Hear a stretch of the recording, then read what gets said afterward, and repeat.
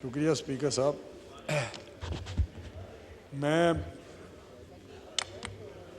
सारी मैंने बातें सुनी हैं, लेकिन मेरे जो जज्बात हैं, क्योंकि मुफ्ती साहब के साथ मेरा ऑफिशियली सरकारी मामलात में काफ़ी वास्ता पड़ा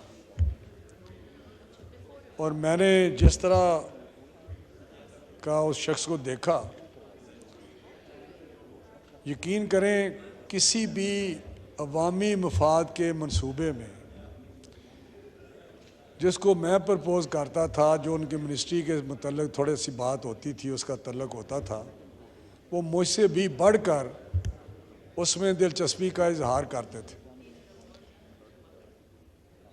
और जब भी मैंने कोई मीटिंग बुलाई उस सिलसिले में, उस प्रोजेक्ट के सिलसिले में, या वो जो प्रपोज़ल तजवीज़ थी उसके सिलसिले में, तो क्योंकि उनकी मिनिस्ट्री से मुझे मदद चाहिए होती थी, तो मेरा ख्याल था कि हम उधर चले जाएं। तो वो कहते थे नहीं, मैं इधर आऊँगा, और वो आते थे। हर दफ़ा आए, कई दफ़ा मीटिंग्स हमारी हुई, और चाहे वो मदीना शरीफ में हुए हैं, चाहे वो मक्का शरीफ में हुए हैं, चाहे वो अपने इलाके में हुए हैं। किसी वक्त भी उनको फ़ोन किया है। हमारे बहुत सारे वज़रा हैं, काफ़ी लंबी चौड़ी काबीना है, लेकिन जितनी जल्दी से वो शख्स पहुंच में था, मुझे नहीं याद कि मैंने फ़ोन किया हो तो वो फ़ोन ना उन्होंने उसी वक्त उठाया हो, या किसी शख्स के पास है तो उसने बात ना कराई हो। ये सरकारी तौर पे मैं आपको बता रहा हूँ कि सरकारी तौर पे उनके क्या मामलात थे। बाकी उनकी शख्सियत जो है, वो भी बहुत सारे मुकर्रीन ने उनके सिफ़ात बताई, लेकिन उनकी शख्सियत हमागीर थी।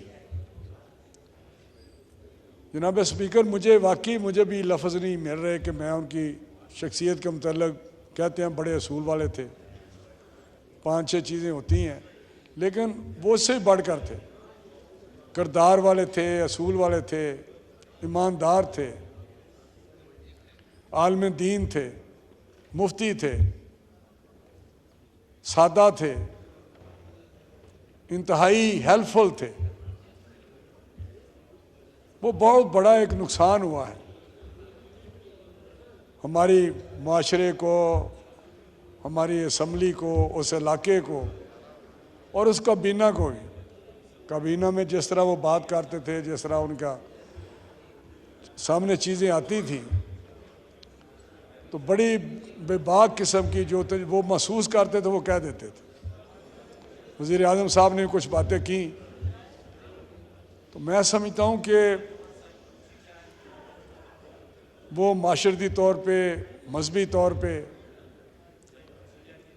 सरकारी तौर पे जिस वो हैसियत में उनकी शख्सियत थी, वो उसमें कमाल का दर्जा रखते थे।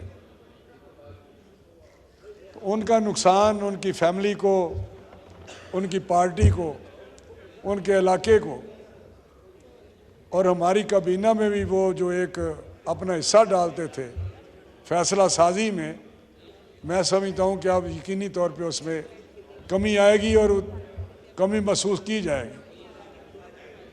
मैं मौलाना असदुर्रहमान से और इनकी पार्टी से और बड़े मौलाना साहब से दिली दुख का इजहार करता हूँ। और जब मुझे ये खबर मिली है तो स्पीकर साहब यकीन करें,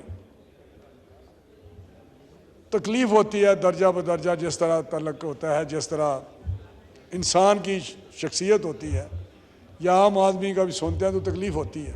लेकिन जब मुफ्ती साहब का पता चला तो मुझे काफ़ी देर तक शौक़ रहा। मैं उसको नहीं कर पा रहा था कि ये किस तरह हुआ है, क्यों हुआ है, लेकिन कानून कुदरत है, एक अटल चीज़ है, वाक़या हुआ है। मुफ्ती साहब चले गए, उनके काम, उनकी शख्सियत, उनके असूल, उनकी कारकर्दगी, उनकी जो हमारे साथ मिलना जुलना था, बातचीत होती थी, वो यकीनी तौर पे याद रहेगी। तो मैं उनको बहुत ही खराज तहसीन पेश करने के साथ साथ ये ज़रूर कहूँगा कि अल्लाह ताला, वो तो वैसे ही नेक आदमी था, उनको जन्नत में आला मकाम दे और उनके लवाकीन को सब्र दे। उनकी पार्टी का जो नुकसान हुआ है वो भी उनको बर्दाश्त करने की तकलीफ़ दे। बहुत मेहरबानी, बहुत शुक्रिया।